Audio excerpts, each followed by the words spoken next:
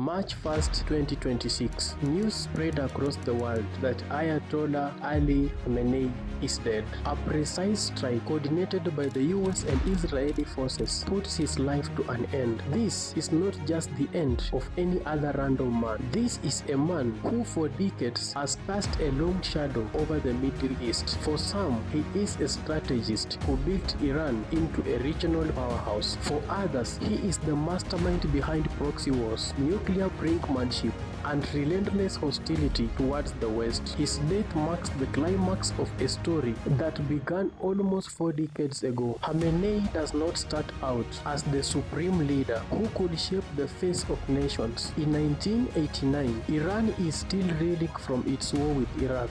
The death of Ayatollah Khomeini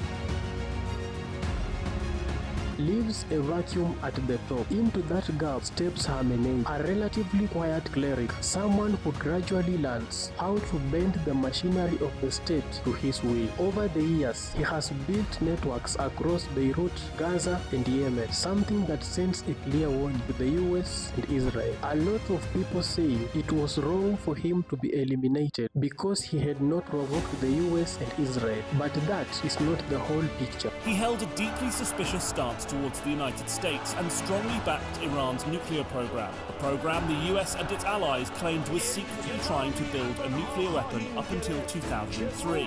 Khamenei has spent his life in power, building systems aimed at destroying both the US and Israel. To really understand why the US and Israel feared him the most and why this strike was such a pivotal moment, we have to go back and trace how Khamenei rose from the ranks of revolutionary clerics to become the most powerful figure in the Islamic Republic. Let's get into it.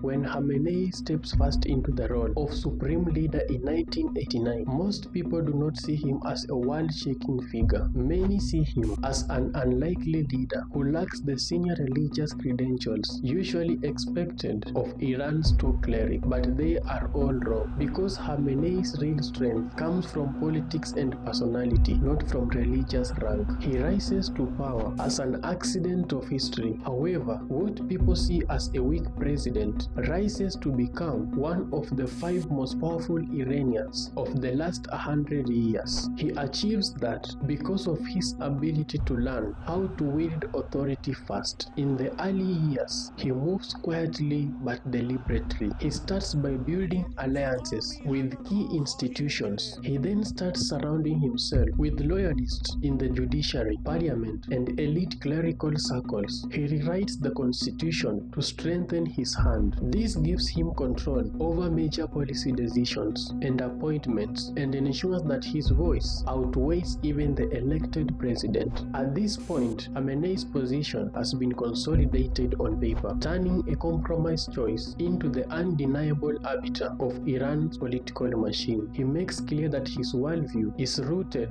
in distrust of the West. He pushes back against reformist presidents and strives to keep Iran isolated from American influence. His argument is that any overtures to Washington will leave Iran vulnerable. That early decade of power lays the foundation for the long, hardline confrontation with the US and Israel that follows.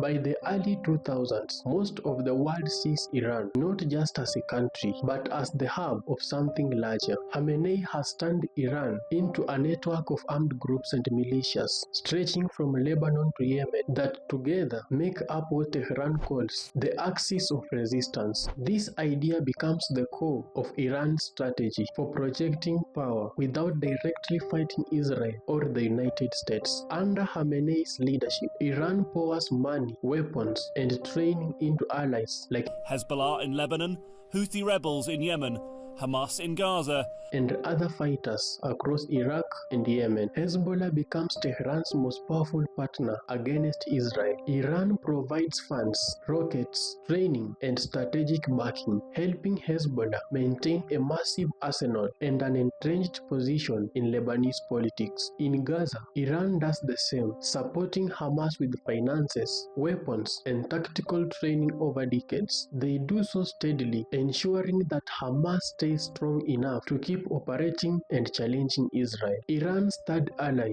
becomes the Houthis in Yemen. Houthis are thousands of miles from Tehran's borders. However, they are connected through shared grievances and material support. Iran's support allows Houthis to fire drones and missiles that reach international shipping lanes and at times even Israeli and American targets. This forces Washington to intervene in the Red Sea. Khamenei's goal is to use this network, Hezbollah, Houthis, and Hamas, as a way to keep bigger powers off balance and project Iran's influence far beyond Iranian soil. But for Israel and the United States, these alliances look like a coordinated threat, a web of actors who can attack, destabilize, and drag their adversaries into conflict without Tehran ever lifting its own boots. That shift intensifies in the next decade, especially as Khamenei doubles down on a strategy that will reshape the Middle East.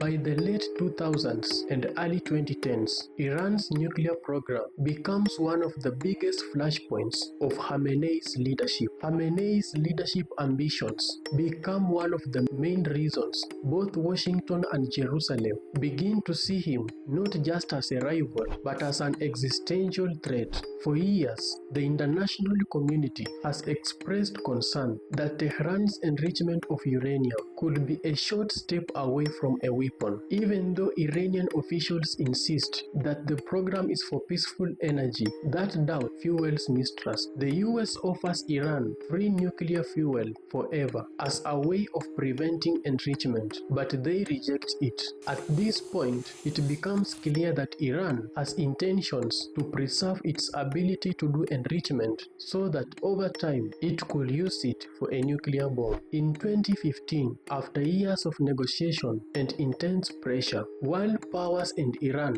reached the Joint Comprehensive Plan of Action, a deal designed to significantly limit Iran's nuclear activities in exchange for sanctions relief. But even as the accord is hailed as historic, leaders in Jerusalem loudly denounce it. Netanyahu warns that the deal will threaten the survival of Israel. He claims that the deal does not do enough to stop Tehran's nuclear ambitions. The deal buys a temporary diplomatic pause, but it does not erase suspicion. And we thought we had a deal, but then they backed out. And they came back, and we thought we had a deal, and they backed out. I said, you can't deal with these people.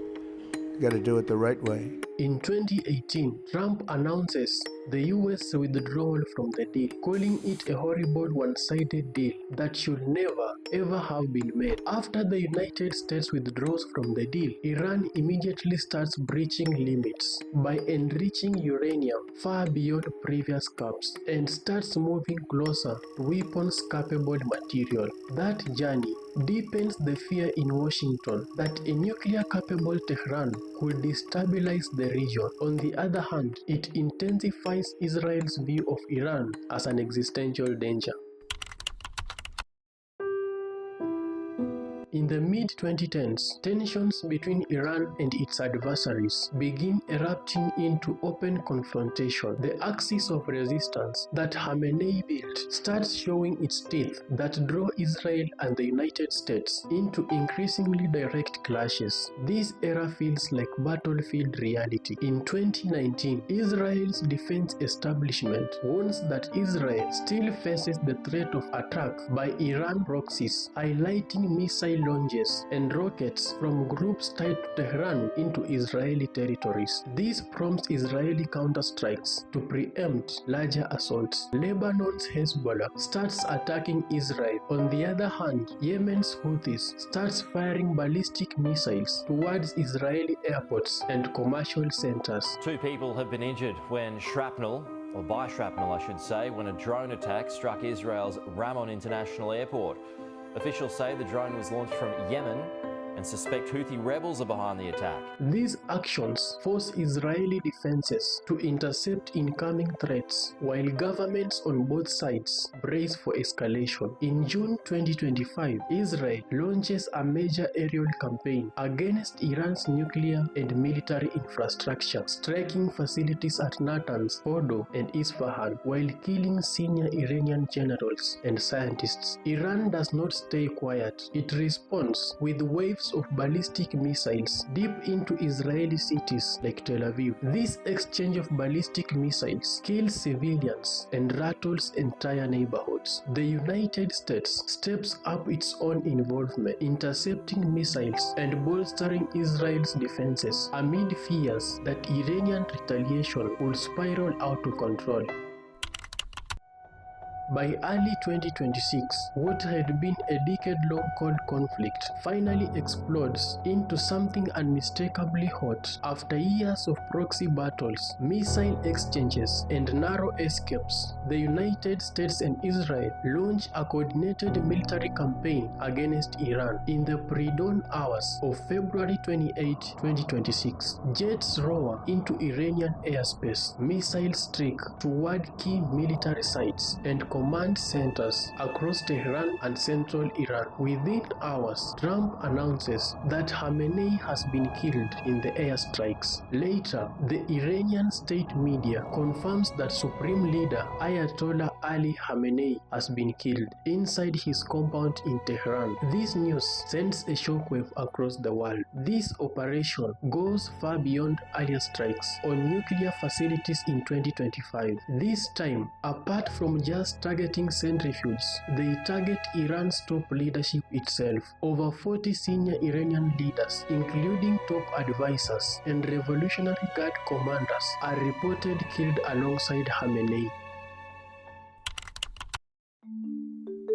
For more than 3 decades, Ayatollah Ali Khamenei has not just been the guy in charge of Iran. He has served as the symbol of everything Washington and Jerusalem feared the most. The U.S. framed his regime as a strategic threat defined by rejection of diplomacy and expansion through proxies. Israel argues that they acted against an existential threat before it became irreversible, emphasizing chants of death to Israel, death to America as evidence of state-sanctioned hostility. The question most people are asking themselves is this: does it mean Iran will give up on its nuclear ambitions? The very thing that caused the US and Israel to kill their leader. On one hand, Khamenei's death may feel like a strategic reset in Iran. However, Iranian leaders have vowed revenge and regional escalation, promising to respond to the US-Israeli strikes with the most devastating offensive operation. And in case that happens, the war may escalate, because Trump promised that in case Iran retaliates, they will be hit by a force that has never been seen before. We all know this will happen because Donald does exactly what he says. Looking at this situation, I don't think Khamenei's death will stop Iran's nuclear ambitions. Systems like this never automatically die with the fall of one man. Iran, just like any other authoritarian systems in history, might carry on Khamenei's ideology. Whichever path unfolds, Iran might evolve in unpredictable forms.